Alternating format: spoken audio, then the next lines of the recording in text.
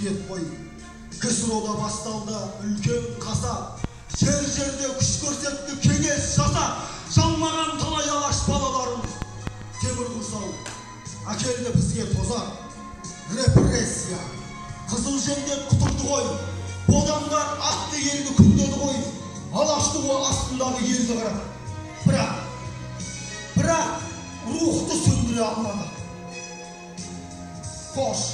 Қош сау бол мәңгілікке аталарым, сол кезді сиреп қалдау қатарларың, айналайын елім деп соққан жүректерді, үзді ғой қызыл жендет сатарлар.